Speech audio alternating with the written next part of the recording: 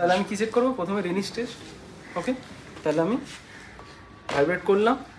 কোথায় রাখবো? মাস্টার যে প্রসেস রয়েছে, একটু ঘুরে যাও, মাস্টার প্রসেস এখানে রাখবো। দেখুন কোনো ভাইব্রেশন পাচ্ছ?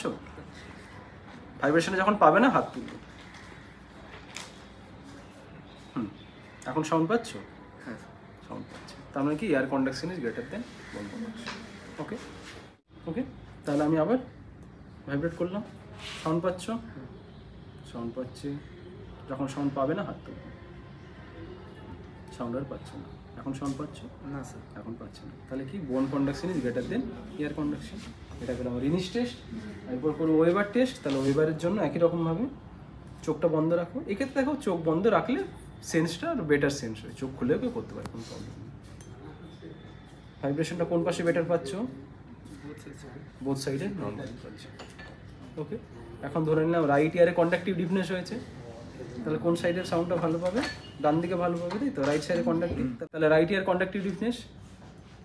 দেখো তো সাউন্ডটা কোন দিকে ভালো পাচ্ছ?